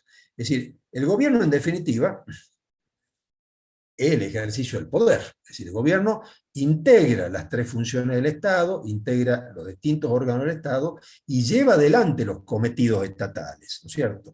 El gobierno es el que tiene el poder coactivo de hacer cumplir sus decisiones, por lo tanto, necesariamente, cuando hablamos de gobierno, hablamos de la integralidad de la acción estatal, porque es el gobierno el que lleva adelante las funciones del Estado, ¿no? En cambio, la administración es una de las funciones del gobierno, no es el gobierno, porque hay definiciones que prácticamente confunden administración y gobierno, y en realidad son cosas completamente distintas, ¿no? La administración es el elemento instrumental del gobierno. A través de la administración es el que el gobierno realiza muchos de sus cometidos, y obviamente tiene formas diferentes de expresión, ¿no? Entonces, en los hechos, digamos, en una época la administración se confundía con el Poder Ejecutivo, es decir, todo el mundo decía, ¿quién administra el Poder Ejecutivo? Porque esta concepción tradicional que decía el Poder Legislativo legisla, el Poder Judicial juzga, el Poder Ejecutivo administra, ¿no? Bueno, esto no es tan así ya, porque la administración excede con mucho al Poder Ejecutivo, más allá de que abarca una porción significativa de la gestión administrativa del Estado, pero no se confunde con ella. Evidentemente, se trata de una cuestión completamente distinta, porque cuando el Estado era identificado con la persona del que gobernaba, está claro que esa persona tenía la totalidad del poder, era la que definía qué había que hacer y cómo se distribuía y a quién le asignaba esas porciones de poder. Cuando la administración se confunde con una estructura jurídica como es la del Estado, que tiene una sustentabilidad jurídica más allá de la forma en que se diseñe, ¿no? Ya la autoridad es una consecuencia del ejercicio del poder. La autoridad es concebida como parte de la ley, no como ajena a la ley. Y es entonces, en definitiva, ya no es la persona la que cuenta, sino la organización administrativa en sí misma, que es la que emite las normativas, las decisiones, la que toma las decisiones y la que lleva adelante, instrumentalmente acompaña al ejercicio de poder por parte del gobierno, ¿no? De tal manera, acá hay una miscelánea, es decir, ¿qué significa administrar? ¿No es cierto? Es decir, obviamente la etimología es latina, administrar, digamos, es en definitiva administrar, es servir a otro. Y la partícula latina a o ad, en definitiva, es servir a otro. A servir a, ¿no es cierto? Eso sería la traducción literal, digamos, ¿no es cierto? Ahora, eso traduce una idea, ¿no es cierto? O sea, no es cualquier servicio, no es cualquier proposición, sino, en definitiva, una consecuencia organizada del diseño jurídico que tenga la administración para poder funcionar, ¿no? Por eso se llama acción organizada. en la acción de gestión, de servicios, etc. Así que tenemos clara la concepción, la diferencia entre administración y gobierno. Y nos vamos metiendo entonces en la parte de administración, ya no de gobierno, que pertenece en su estudio al derecho constitucional o al derecho político, sino concretamente en la administración. Y la verdad que cuando tenemos que definir administración, no resulta para los autores fácil hacerlo porque es tan amplio el espectro de actividad que tiene la idea de administración que resulta difícil sumarlo en unos breves conceptos, en unas breves líneas u oración, ¿no es cierto? Entonces, como ha sido un esfuerzo controversial, discutido entre los autores, lo que se aceptó es más bien una descripción de la situación y no tanto una definición. Lo que está puesto en la página que les muestro es básicamente lo que llamamos descripción de qué es administrar. Cuando digo qué es administrar, y entonces decimos, desde el punto de vista del Estado, administrar es una actividad permanente, porque es permanente, hace a la esencia misma de la existencia estatal, la idea de administrar, es una actividad permanente, es concreta y práctica, porque no apunta en abstracto a una cantidad enorme, no apunta a legislar, no apunta a decidir conflictos entre personas, sino apunta a decidir cuestiones concretas, ¿no? El Estado todos los días decide cuestiones concretas. Ustedes imagínense nada más una división primaria de la administración del Estado, entre ministerios, ¿no es cierto? Ministerio de Salud, Ministerio de Gobierno, de Seguridad, Ministerio de Economía, de Hacienda, de Producción, o sea, según los momentos políticos hay más o menos ministerios, pero la división por ministerio es más que una división del trabajo especializado en el Estado. Se le da especialidad a determinadas funciones para que puedan hacerse más eficazmente. Entonces, en los hechos, ya cada una de esas áreas, seguridad, salud, lo que sea, todos los días decide cientos de casos, ¿no es cierto? Cientos de casos, miles, millones. Están todo el tiempo tomando decisiones concretas, alguien que pide una licencia, alguien que pide una diferencia de sueldo, alguien que se presenta para hacer un contrato, alguien que solicita la atención de la salud pública, alguien que solicita la atención, la inscripción en una competencia para adquirir vivienda, alguien que solicita créditos subsidiados, o sea, el tema seguridad, lo que usted quiera. Es decir, cuando uno mira el Estado desde ese punto de vista, se da cuenta la enorme amplitud que tiene la acción administrativa, ¿no? Por eso es tan difícil definirla. Por eso entonces hablamos que es una actividad que es permanente, porque es inherente a la acción del Estado, es concreta y práctica, porque resuelve siempre temas concretos. Administrar significa resolver temas concretos, ¿no? Y de ella la concepción finalista. ¿Para qué se hace esto? Es una actividad permanente, concreta y práctica del Estado, que tiende a la satisfacción inmediata de la necesidad del grupo social y de los individuos que lo integran o del bien común. O sea, en cualquiera de los casos, sea el grupo social, sea el individuo, sea el bien común en abstracto, toda esta actividad apunta hacia eso, porque en definitiva la actividad estatal finalmente está imbricada con la misma explicación de la naturaleza del Estado, que está constituido para la realización del bien común, del bien comunitario, del bien social, ¿no es cierto? A través de todas las herramientas que le da el sistema jurídico, cualquiera sea el ámbito en el que se presente o actúe, ¿no? Entonces, tenemos acá un concepto de actividad administrativa, de administración, que comprende aquello que se hace en el ejercicio de la función de administrar, ¿no? Repito, actividad permanente, concreta y práctica del Estado, que tiende a la satisfacción inmediata de las necesidades del grupo social o de los individuos que lo integran o del bien común, ¿no? Ahora, como veníamos diciendo, la actividad administrativa es distinta a la actividad gubernativa, ¿no es cierto? Es una acción de ella complementaria a la de gobierno, integra, o sea, se subordina al gobierno porque integra la actividad de gobierno, pero la actividad de gobierno es, en definitiva, una actividad mucho más trascendente que tiene que ver con la existencia, la subsistencia y la defensa del Estado, ¿no?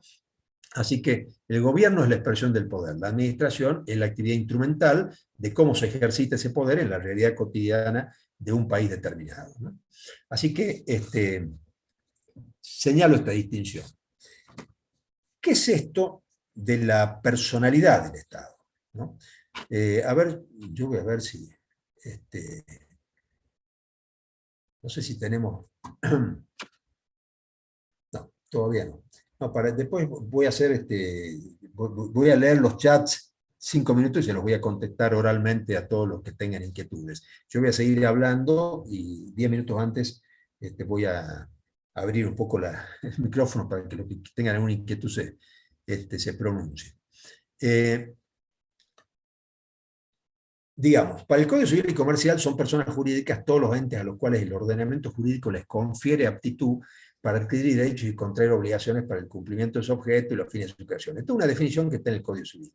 Pues el Código Civil, en definitiva, es el que define a las personas jurídicas justamente para saber cuáles actúan en un ámbito y cuáles actúan en el otro. Es decir, la define porque al definirla de una manera distingue entre los distintos ámbitos en los que actúan. Estas personas van a actuar en el ámbito público o en el ámbito privado, ¿no?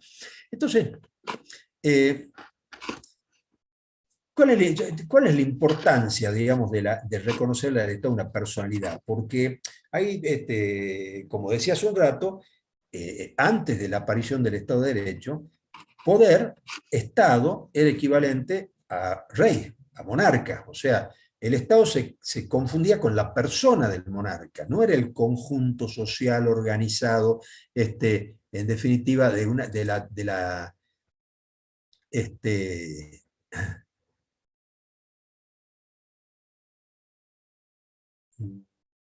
no sé bueno, estaba viendo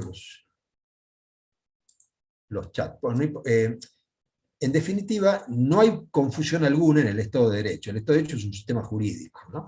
Donde desaparece la persona y aparecen los órganos.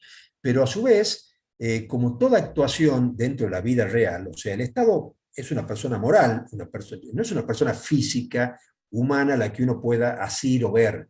Es una persona jurídica, es una persona real, o sea, existe, el Estado existe, ustedes lo saben porque lo viven todos los días, cuando salen a la calle tienen que parar en un semáforo, cuando les hacen una multa, cuando viene la policía, cuando tienen que cumplir un horario en el ámbito administrativo, cuando vienen a la facultad y tienen una serie de reglas. Es decir, el Estado está encaramado en una cantidad enorme de instituciones, está representado en una cantidad enorme de instituciones. Entonces es una persona real, pero es una persona jurídica real, es una persona moral, una persona concebida desde el punto de vista de la abstracción intelectual, pero que tiene que de alguna manera ser definida como alguien diferente de las personas que lo integran, ¿no? Al concebirse de esa manera, al reconocerla a la persona, al Estado como persona jurídica, es decir, una persona distinta de las personas que lo integran, también entonces la consecuencia de eso es que se hace responsable de las consecuencias de lo que decide, porque una de las cuestiones que aparecían antes del Estado de Derecho era que el rey, que titularizaba al Estado, que el Estado era él, el territorio era él, la población era él, todo era él, en definitiva, él emitía las resoluciones y las decisiones y las leyes que todos los demás debían cumplir menos él. En definitiva, no se hacía responsable de nada, estaba investido de una inmunidad soberana que hacía imposible responsabilizarlo por las consecuencias de sus decisiones. Es decir, no, podía tomar la decisión más aberrante y no iba a tener consecuencia alguna, porque estaba por encima del derecho. Esto cambia con el Estado de Derecho. Entonces, a partir del momento en que el Estado, nace el Estado de Derecho y se reconoce al Estado una personalidad, se le reconoce también que se hace responsable por las consecuencias de lo que decide. Si se toma una decisión que afecta los derechos de una persona, es decir, que la priva, le genera daños, la priva de un espacio de su propiedad, incide sobre su situación familiar de una manera arbitraria, estas cosas, en definitiva, tienen consecuencias, y las consecuencias le van a ser atribuidas a una persona jurídica que llamamos Estado. Puede ser una persona jurídica privada también la que cometa tropelía, pero en definitiva, cuando alguien reconoce a una persona moral, le da personalidad jurídica, la individualiza en el conjunto social y por lo tanto le atribuye las consecuencias buenas o malas de las decisiones que toma. En el Estado es exactamente igual y por tanto en el estado de la evolución que vivimos, el Estado va a ser responsable de las consecuencias de las decisiones que tomen los órganos que lo invistan, las autoridades en definitiva que lo representen. Y eso cambia completamente la idea sobre que existen espacios fuera del control jurídico, fuera de las responsabilidades de las decisiones que se tomen, ¿no? Si ya no hay forma de sustraerse a las consecuencias de las decisiones que un funcionario tome. Va a ser responsable integralmente él y el Estado que lo tiene, no a título individual, sino a título de representación estatal, ¿no es cierto? Este fue un avance importante desde el punto de vista de los derechos humanos, porque cuando decían que el Estado era el pueblo, o sea, cuando se decía que, por ejemplo, el Estado era el pueblo, o sea, se identificaba al Estado con uno de sus elementos, que era la población, y no con su integralidad, y si algo pertenece o nace en el pueblo y tiene consecuencias negativas, ¿a quién se hace responsable? A toda la ciudadanía. Es decir, imposible. Es decir, si uno si no define con claridad a la persona jurídica de Estado como una persona diferente de los elementos que lo componen, y dice que simplemente el Estado se identifica con la soberanía y por tanto con el conjunto de la población que lo integra, el Estado nunca va a ser responsable, porque se supone en primer lugar que todos quieren actuar el bien común y nadie pensó en hacer daño. Y como nadie pensó en hacer daño, no se va a ser responsable, porque no hay a nadie singularmente a quien atribuirle las consecuencias negativas de una decisión tomada desde el punto de vista del Estado. Por lo tanto, el reconocimiento del Estado como una persona jurídica constituyó un gran avance desde el punto de vista jurídico y desde el punto de vista de los derechos humanos, porque permitió que el Estado respondiera frente a los excesos y a los extremos en que muchas veces se incurre, y no estoy hablando de las cuestiones penales, estoy hablando muchas veces de los daños, en que una decisión, una simple cuestión, imagínense usted, un tema menor como puede ser que el Estado decida asfaltar una calle y como consecuencia de ese asfalto embiste una propiedad privada, se cae una columna en una casa. Bueno, si esto fuera la responsabilidad de la población en su conjunto, no habría ninguna persona que respondiera como consecuencia de estos daños, ¿no? Y estamos hablando de un tema menor, ¿no es cierto? O cuando una ambulancia que va con un enfermo al hospital choca con un vehículo privado y genera daños de distinto tipo, necesariamente tenemos que definir que esa persona que ha sido dañada tiene que ser reparada, y el que causó el daño, más allá de las buenas intenciones o del objetivo positivo que tuviera al haber actuado de la forma en que lo hizo, lo cierto es que causó un daño y por lo tanto debe reparar ese daño, ¿no? Esta es la idea de la personalidad jurídica del Estado, que el Estado sea un ente, una persona jurídica reconocible y que asuma las consecuencias de las decisiones o de las acciones que encare, ¿no? Es una conquista del constitucionalismo, como dice acá, ¿no? Entonces, acá hay una serie de consecuencias que yo señalo en la filmina, simplemente las ventajas de conocer al Estado como sujeto de derechos y como persona jurídica, permite que las relaciones jurídicas entre territorios particulares sean claras, se responsabiliza al Estado por sus conductas, garantiza las obligaciones del Estado con el patrimonio estatal, posibilita la organización interna del Estado en términos coherentes, en fin, tiene muchas consecuencias. Me interesa saber que ustedes tengan claro en qué consiste la personalidad estatal y cuál es la finalidad o función que cumple reconocer al Estado como una persona jurídica, ¿no? Ahora bien, ¿cómo se expresa el Estado? Porque cuando uno va a una oficina pública, algunos de ustedes seguramente han hecho algún trámite, aunque sea con una boleta de luz vencida, o a pagar un impuesto, o a solicitar una asistencia estatal en el ámbito de salud, o a solicitar un crédito para microemprendimientos, es decir, créditos de tipo social que el Estado brinda. Es decir, hay muchísimas actividades del Estado para las cuales las personas tienen que acudir a solicitar determinado tipo de derechos, o reconocimiento de derechos o beneficios que el Estado ofrece y que resultan útiles para el desarrollo social, ¿no es cierto? Entonces, se intentó explicar de distintas maneras, es decir, cómo es posible que determinada decisión se la atribuyamos al Estado. ¿Cómo sabemos que esto que se decide se lo vamos a imputar al Estado? Bueno, acá están expresadas las tres teorías principales que tratan de explicar eso. Vamos a hablar de la última, porque ni la teoría del mandato ni la teoría de la representación explican adecuadamente cómo el Estado expresa su voluntad, porque en definitiva, supongamos en el mandato. ¿Qué es el mandato? El mandato es cuando una persona le da poder a otra para que la represente. Es decir, yo necesito encomendar a un abogado que me represente en juicio. Necesito encomendar a un contador que me represente ante la AFIP para poder resolverme mis problemas tributarios. Y le entrego un poder, es decir, le doy un conjunto de facultades para que actúe en mi nombre, ¿no es cierto? Ahora, para que la teoría del mandato explique de qué manera los actos administrativos se atribuyen al Estado, necesitamos que alguien otorgue el mandato. Es decir, no puede ser la misma persona la que otorga el mandato a sí misma, ¿no es cierto? Entonces, evidentemente, es una teoría que no satisface, porque siempre se requiere alguien que tenga plenitud de derechos para encomendarle ese mandato a otro, que también esté en plenitud de sus derechos. En el caso de la representación, cuando en derecho se habla de representación, se habla de la representación de las personas que tengan limitaciones en su capacidad, ¿no?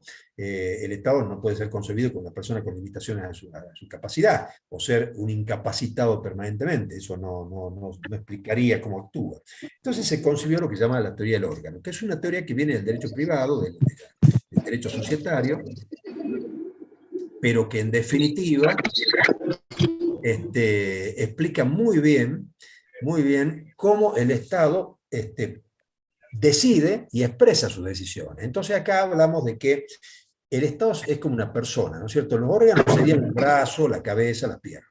Es una concepción tan antigua como que la elaboraron los griegos hace más de 2000 años. La realidad es que se ve, ellos hablaban de sociedad civil, no de Estado, pero en definitiva la idea era la misma, ¿cierto? El Estado está representado por órganos. Los órganos no son las personas, los órganos son las estructuras jurídicas que organizan el Estado. Por ejemplo, un ministerio es un órgano, el presidente es un órgano, un secretario, un director de un área, un presidente de una sociedad del Estado, son órganos del Estado, ¿no es cierto? Es decir, el órgano del Estado es el que está investido de competencia. Este órgano, por ejemplo, esta dependencia administrativa, este director general del registro civil, va a tener como función en definitiva hacer todas las registraciones del estado civil de las personas, casamientos, matrimonios, divorcio, uniones civiles, etcétera, ¿no? Fallecimientos, etcétera. Ese va a ser su cometido específico. Entonces ese órgano va a estar investido de una serie de funciones. Ahora, ese órgano por ahora es una abstracción, porque para poder expresarse necesita de una persona humana. Entonces, a la persona humana se la inviste de las funciones de ese órgano. Entonces, usted tiene al frente dos situaciones. Tiene un órgano institución, que es el que tiene las funciones o las competencias del Estado, y un órgano persona, que es el que titulariza a ese órgano institución. Por eso el poder no le pertenece a la persona, sino al órgano institución. Por eso nadie puede decir cuando está en el Estado, tengo el poder, porque en realidad el poder pertenece a la dependencia que él integra. Él la va a expresar desde el punto de vista físico, material, él va a expresar las decisiones, inscríbase hágase tal registro de matrimonio, de divorcio, de lo que sea, pero el que actúa, el que ejerce competencia es el órgano de institución. Esta manera abstracta es la forma en que entendió la realidad jurídica en atribuirle una decisión al Estado. Si yo voy a la mesa de entrada de un organismo y voy a presentar una nota, hay una persona allí que la recibe esa nota, me pone un sello y bueno, yo me voy satisfecho de que he hecho una presentación ante el Estado. Pero ¿quién me dijo a mí que esa persona que está atrás del mostrador está representando al Estado? ¿Se entiende? Es decir, nadie. Pero en los hechos, la forma clara en que se traduce la acción estatal es a través de las personas físicas que están invistiendo un órgano, ¿no? Yo, en la medida que esa persona está detrás del mostrador en una dependencia pública, está claro que ha sido recibida por el Estado. Es el Estado el que está recibiendo esa petición de un particular que ha ido a solicitar alguna cosa. Y lo ha hecho a través de la persona física que está integrando un órgano como el órgano mesa de entradas. La mesa de entradas es un órgano del Estado que está integrada por una o varias personas, ¿no es cierto? Esas personas que integran el órgano de Estado son las que están expresando la manifestación estatal, ¿no? Esto es bastante abstracto, pero es tan importante como el hecho de que si ustedes hacen una petición y se las resuelven mal, a alguien le tienen que atribuir la responsabilidad, ¿no? Y entonces tienen que saber si realmente han establecido contacto con esa dependencia pública que está investida de un conjunto de funciones, pero está básicamente expresada por una persona humana, ¿no? Así que acuérdense esta idea de la distinción entre órgano-institución y órgano-persona. Son dos cosas distintas. Las facultades, las funciones, el poder, lo tiene el órgano-institución. Nunca la persona que titulariza el órgano-institución, ¿no? Por eso si alguien hace un policía, por ejemplo, que es un órgano que representa la función de seguridad, comete un delito, ¿no es cierto? En ese caso no está actuando en ejercicio de su función. Es decir, por más policía que sea, nadie lo tiene que acatar ni obedecer, porque en definitiva está actuando en un contexto delictivo, ¿no? Así que órgano, función y órgano personal lo que permite explicar de qué manera el Estado se expresa y de qué manera es válido imputarle al Estado ciertas decisiones de los funcionarios, ¿no? Sí. Bueno, ¿cuáles son los órganos del Estado? Acá básicamente vamos a hablar de los órganos grandes, de los órganos más importantes de la organización nacional. Estos órganos están en la Constitución en general y algunas normativas legislativas menores en particular, ¿no? Es decir, el presidente es la figura central, obviamente, del sistema, es el representante del Estado, el jefe de la administración pública, los gobernadores en las provincias, en el nivel equivalente.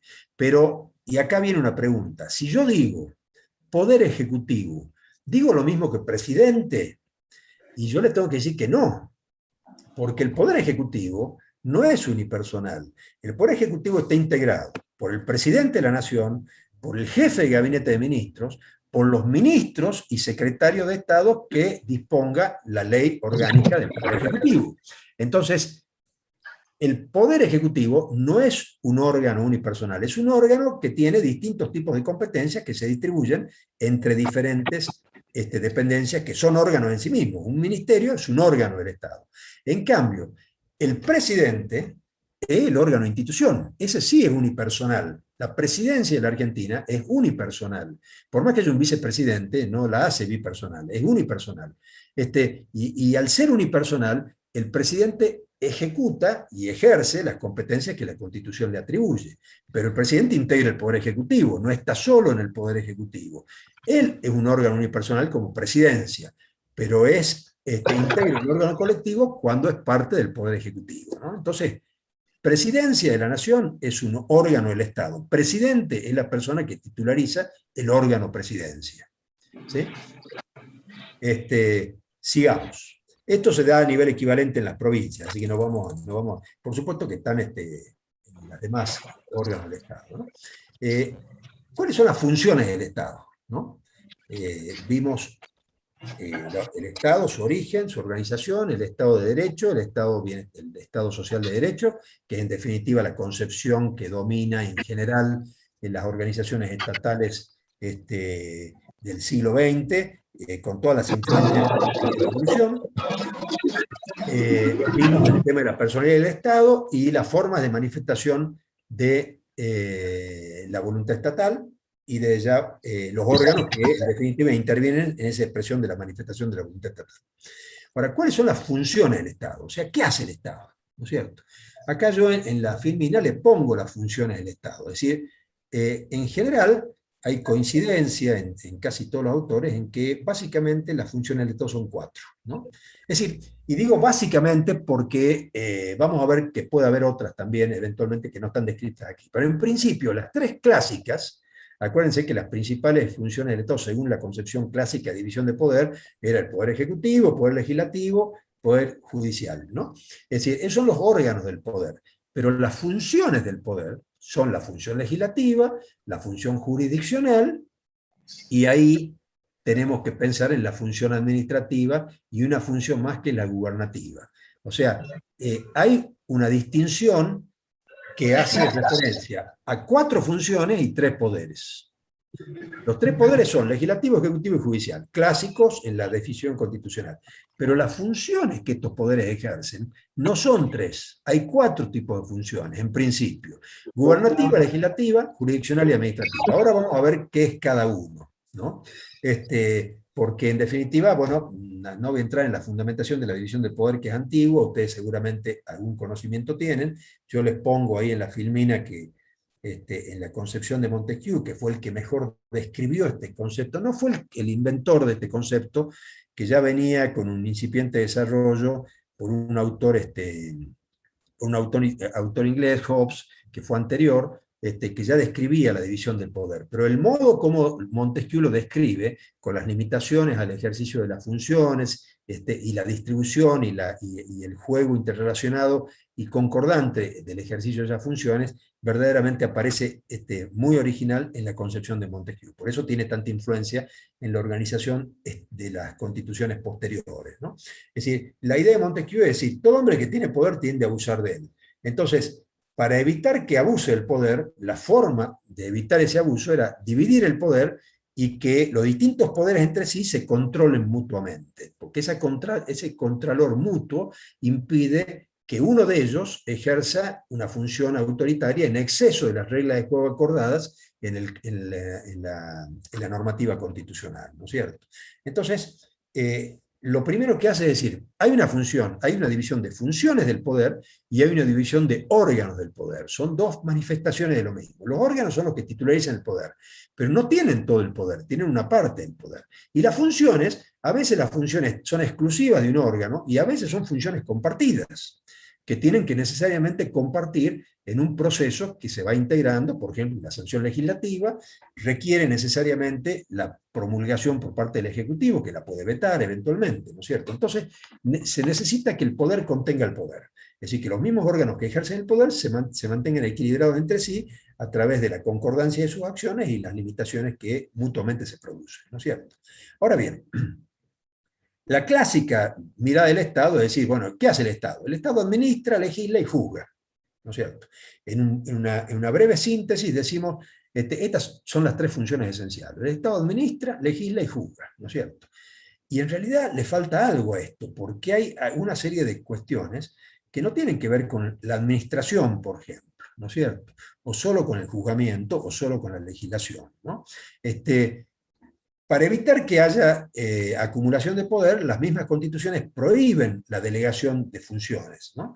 No se pueden delegar funciones entre los poderes del Estado, son exclusivas, salvo algunas cuestiones que están expresamente reguladas en la Constitución. Ahí les puse como recomendación leer el artículo 4 y el artículo 76, perdón, de la Constitución Nacional, que expresamente prohíbe al Poder Legislativo delegar funciones al Poder Ejecutivo, salvo, dice, cuestiones de administración por tiempo limitado. Bueno, eso lo vamos a ver en extenso después cuando vemos reglamento, pero ya se los voy anticipando, porque como les insisto, y les voy a insistir a lo largo del curso, el derecho administrativo está necesariamente enlazado, de principio a fin. Lo que veamos acá va a servir para interpretar después otras cuestiones que vamos a ver más adelante en el programa. Entonces ya les voy mencionando que en la cuestión de las divisiones de las funciones del poder y entre los órganos del poder está el artículo 76 de la Constitución Nacional, ¿no? ¿Qué es la función legislativa? ¿No es cierto? La función legislativa es una función específica de uno de los poderes del Estado, que es el poder legislativo, ¿no es cierto? Es una actividad estatal, dice la definición, reglado discrecional. ¿Qué significa esto? Reglado discrecional. Si ustedes leen el artículo 99 de la Constitución Nacional, y el artículo 75 de la función del poder legislativo, y la del 99 función del poder ejecutivo, van a ver que la actividad legislativa en muchos casos está descrita en la misma Constitución, y en otros necesariamente es producto de la creatividad del Poder Legislativo. Por eso se llama reglado discrecional. Reglada porque hay algunas cuestiones de la función legislativa que están insertas en las normativas constitucionales, y hay otros aspectos de la función legislativa que son creación del legislador como consecuencia de su análisis de la realidad. Ese espacio se llama discrecional. Por eso tanto es una actividad reglada como discrecional, ¿no? Y tiene límites jurídicos constitucionales. Esto significa que no puede haber leyes que confronten o ignoren la Constitución, ¿no? Esto es claramente así porque tenemos un sistema constitucional que le da jerarquía a los niveles normativos. La primera norma y la más importante va a ser la Constitución. Y abajo de la Constitución van a estar los tratados de derechos humanos, van a estar, que tienen jerarquía parecida a la Constitución, las leyes que dicta el Congreso, los reglamentos, en fin. Hay una jerarquía normativa, ¿no? Por eso decimos que la función legislativa es una actividad estatal, es decir, obviamente es de un órgano del Estado, puede ser consecuencia de una normativa constitucional o de la creación del propio legislador, por eso es reglado discrecional, y tiene límites constitucionales, es decir, nada de lo que dicta el Poder Legislativo puede confrontar u omitir o prescindir del contenido constitucional, ¿no? Y el objetivo es la elaboración del derecho, o sea, el legislativo crea el derecho, sanciona las leyes, ¿no? Es una función especializada, porque está atribuida a un solo órgano del Estado, que es el Poder Legislativo, ¿no es cierto? Es privativa el órgano legislativo, no se puede delegar, ¿no? En cambio, la función jurisdiccional, ¿qué es la función jurisdiccional definitiva? La función jurisdiccional, es decir, los jueces juzgan, ¿no es cierto? ¿Qué significa juzgan, ¿no? Es decir, en derecho decimos que la función del juez es decir el derecho, ¿no? Lo que llamamos jurisprudencia, iuris dicere, eso significa jurisprudencia, decir el derecho, ¿no? Que eso es lo que hacen los jueces. Los jueces, en definitiva, crean jurisprudencia, o sea, dicen el derecho, iuris dicere, ¿no es cierto? El objeto, es decir, no es solamente decir el derecho, leer las leyes y aplicarlas, las aplican en los casos concretos. O sea, necesariamente para que un juez se pronuncie, tienen que haberle sometido a su decisión un conflicto de intereses. O sea, en definitiva, la función jurisdiccional implica decidir conflictos. No hay intervención judicial si no hay un conflicto. Y los conflictos pueden darse a nivel de personas particulares, a nivel de personas jurídicas, a nivel de personas públicas, pueden darse entre el mismo Estado. O sea, muchas veces ustedes van a ver que un consejo deliberante ha destituido a un intendente, por ejemplo, ¿no es cierto? Bueno, ahí hay un conflicto institucional importante, que la Constitución tiene un procedimiento, y ese conflicto va a ser dirimido en el ámbito judicial. O sea, necesariamente la justicia resuelve conflictos, ¿no? Y esa decisión que toma la justicia es una decisión que tiene el mismo valor que una ley, o sea, decide con fuerza de verdad legal. O sea, esto significa que lo que decide la justicia tiene que ser cumplido, porque si no es cumplido, va a ser coactivo el poder que va a ejercer el Poder Judicial sobre la persona o sobre las instituciones para que lo cumplan. O sea, va de suyo que cualquier decisión que implique el ejercicio del poder está acompañada del potencial ejercicio de la fuerza para hacerlo cumplir, que eso en definitiva es el poder coactivo del Estado, el uso de la fuerza para poder hacer cumplir lo que el Estado decide con esta fuerza de verdad legal, ¿no? Entonces, la función judicial apunta a resolver conflictos. Toma en relación a estos conflictos decisiones con fuerza de verdad legal, ¿no es cierto?, resolviendo las controversias entre partes. Cuando hablamos de partes, no solo hablamos de partes privadas, hablamos de cualquier ámbito en donde hayan dos partes en conflicto, sea un ente público o un ámbito en el que actúen personas o entes privados. Y lo que hace en definitiva es determinar y restablecer el derecho.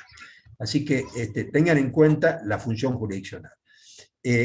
Obviamente es una función también especializada, es una función que se le encomienda a uno de los poderes del Estado, el Poder Judicial, que tiene una capacidad jurisdiccional de decidir el derecho en los casos que se someten a su decisión, ¿no es cierto?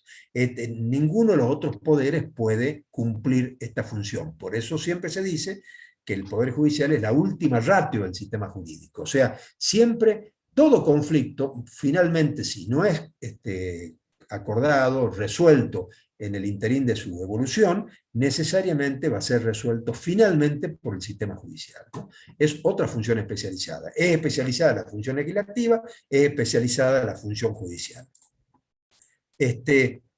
Pero acá entramos a otra cuestión, ¿no?, que tiene que ver con la función administrativa o la función gubernativa, ¿no? Acá ya entramos en una función que no solo es exclusiva del Ejecutivo. La función administrativa no es una función especializada de un órgano. Es una actividad, dijimos, actividad concreta, práctica, permanente, realizada con el objeto de cumplir los fines del Estado. Acuérdense este concepto, ¿no? Actividad concreta, práctica, destinada a la realización permanente, concreta y práctica, destinada a la realización de los fines del Estado. Como es una actividad, y no la estamos definiendo, es una actividad que la despliegan todos los órganos públicos, porque finalmente el Poder Judicial tiene que designar sus empleados, tiene que contratar los bienes que necesita para poder funcionar, tiene que alquilar edificios, el Poder Legislativo tiene que hacer lo propio, o sea, tiene que tener un edificio para funcionar, tiene que comprar bienes, servicios, designar personas, contratar, es decir, todos ellos están ejercitando función administrativa. Aunque es una función administrativa que desde el punto de vista cuantitativo es mucho menor que la que ejerce el Ejecutivo, que tiene prácticamente la mayor parte de la función administrativa, no dejan de ejercer función administrativa.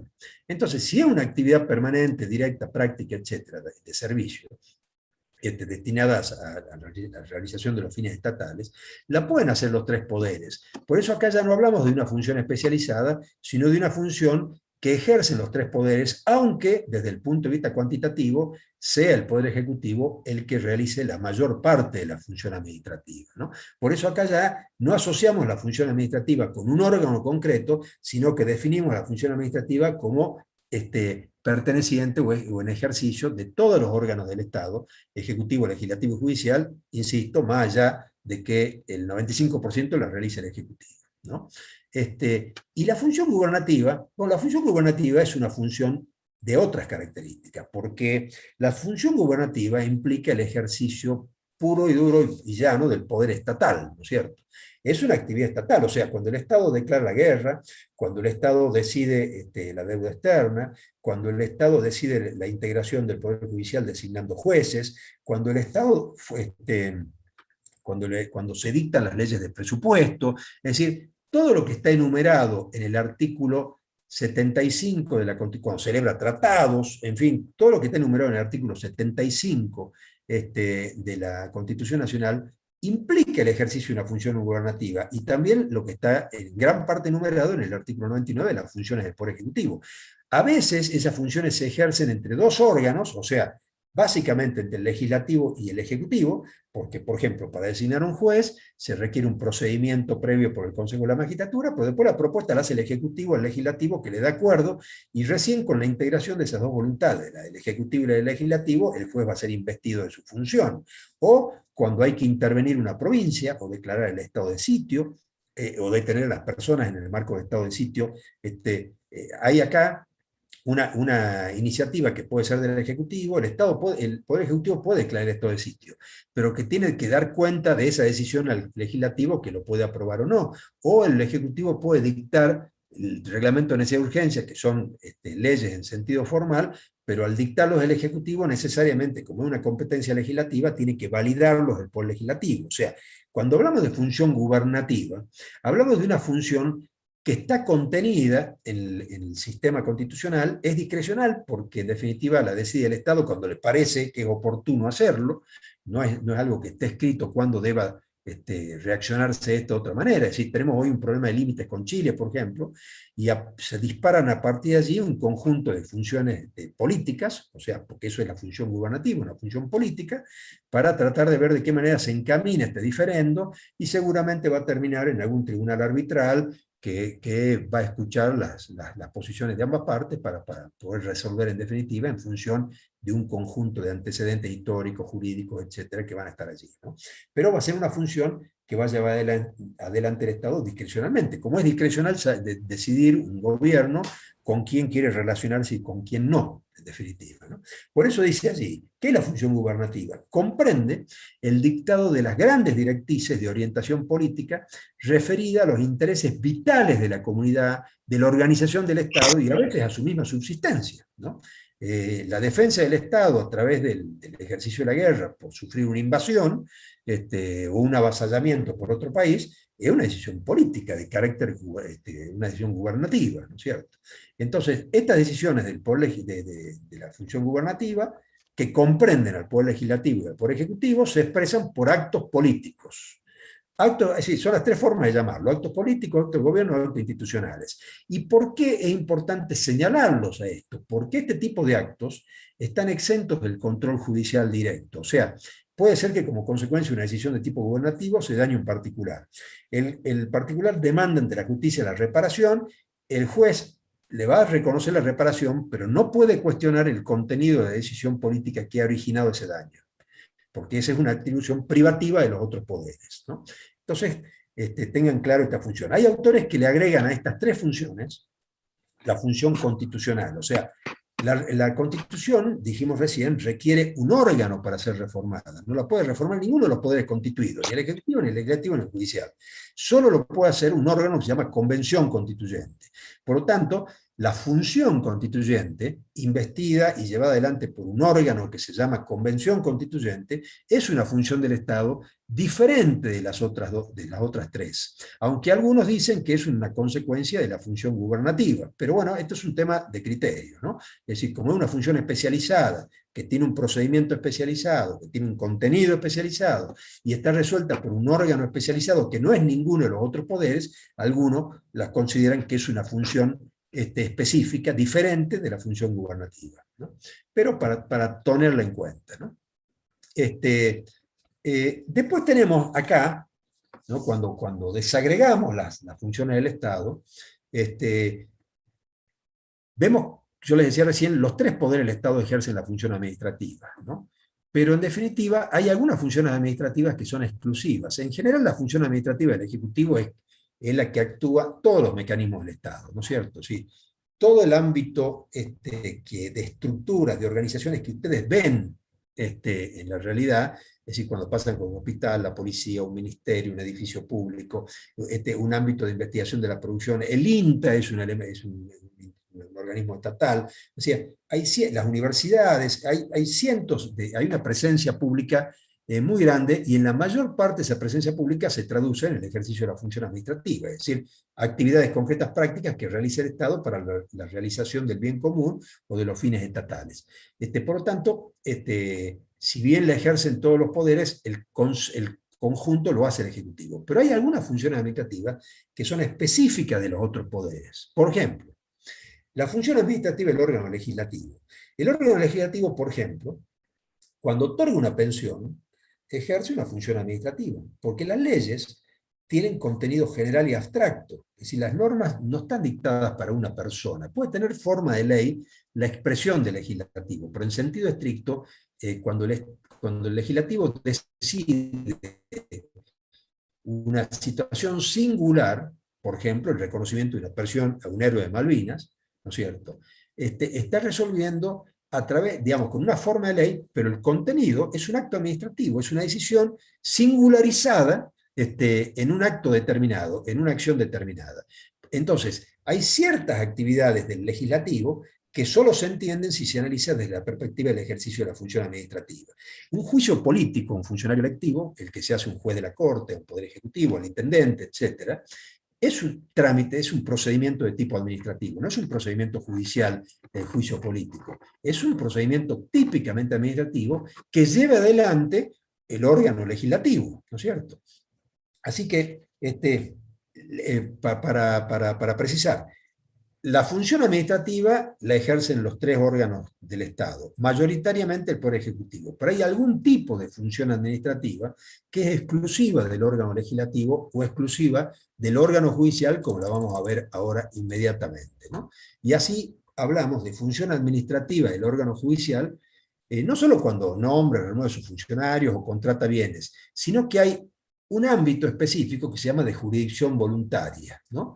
Esa jurisdicción voluntaria implica una serie de actos en donde el Poder Judicial no ejerce su función de resolver conflictos, sino simplemente actúa como una especie de órgano registral, reconociendo ciertos hechos o actos de la realidad. Por ejemplo, si usted quiere constituir una persona jurídica, es decir, una sociedad anónima, una sociedad de responsabilidad limitada, necesariamente tiene que hacer un trámite que va a ser resuelto por un juez en lo comercial de registro, ¿no? Ahora eso se ha cambiado en Salta porque se le ha dado esa función a la inspección de personas jurídicas, es decir, se ha transformado una actividad que antes era judicial en una actividad meramente administrativa. Pero sin embargo, ese juzgado público mantiene todavía las cuestiones de minas, por ejemplo, los registros mineros tienen un trámite ante la autoridad minera y terminan en un procedimiento ante el juez de minas, que sigue existiendo, ¿no es cierto?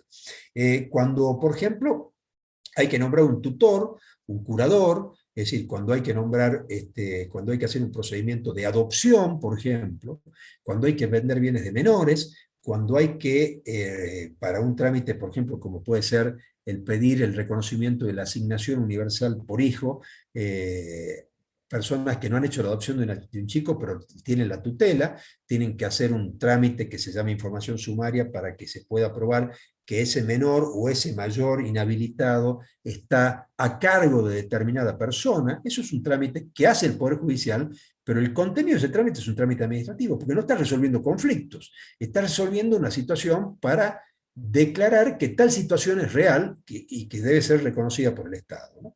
Así que acá hay, bueno, en la Filmina una serie de cuestiones vinculadas a lo que llamamos jurisdicción voluntaria. Es decir, para los efectos prácticos, lo que usted tiene que saber, que es función administrativa del Poder Judicial, todas aquellas cuestiones que tramitan en virtud de la jurisdicción voluntaria que le es reconocida al Poder Judicial, y que es una función que no tiene el Poder Ejecutivo, siendo una función administrativa, se le reconoce solo al Poder Judicial, ¿no?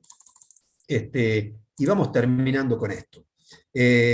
No vamos a ver la función administrativa de los entes no estatales. Los más clásicos entes no estatales son los colegios profesionales, ¿no? Es decir, a los que se les delega la facultad de controlar la ética de las profesiones. Y acá sí, una última clasificación. Ya vimos cuáles son las funciones del Estado, ¿no? Administrativa, gubernativa, legislativa y jurisdiccional. No dije judicial, dije jurisdiccional, decir el derecho. Clases de función administrativa. Después hay una clase de función administrativa. Hay una clasificación mayor en muchos autores, pero me parece que la importante es haberla circunscripto a estas que están acá, es decir, activa, consultiva y de control.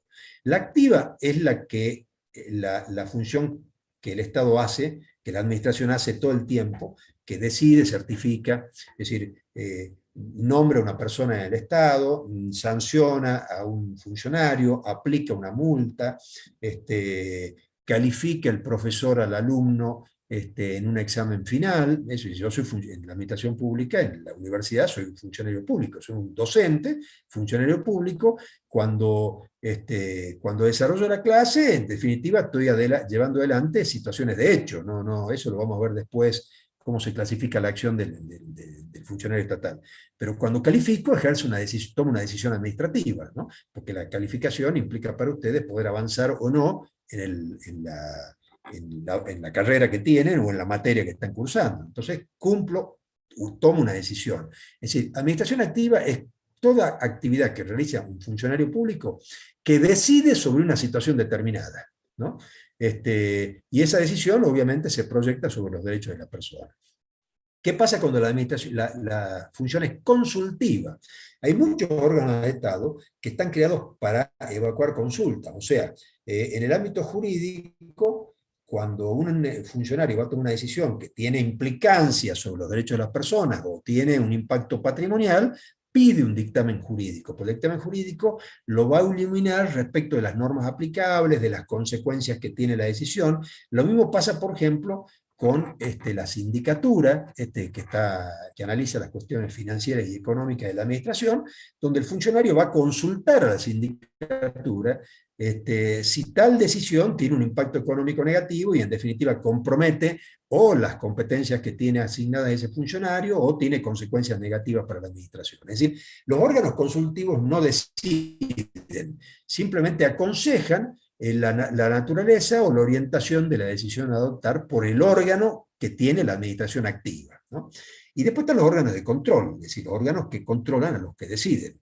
Los dos grandes órganos de control de la Administración Nacional son la Sindicatura General de la Nación y la Auditoría General de la Nación. Pero también hay otros órganos de control muy importantes, como la Fiscalía Nacional de Investigaciones Administrativas, que analiza las irregularidades que incurren los funcionarios públicos, la Procuración del Tesoro de la Nación, que es un órgano de asesoramiento de Presidencia de la Nación, al que se debe subordinar todo el sistema jurídico del Estado Nacional. Es decir, hay órganos técnicos, por ejemplo, cuando se decide hacer un edificio o se incorpora bienes vinculados con el desarrollo informático, hay órganos que necesariamente hay que consultar antes de tomar la decisión. Entonces, con esto termino un poco esta primera unidad, ¿no? Es decir, clase de función administrativa, activa, consultiva y de control.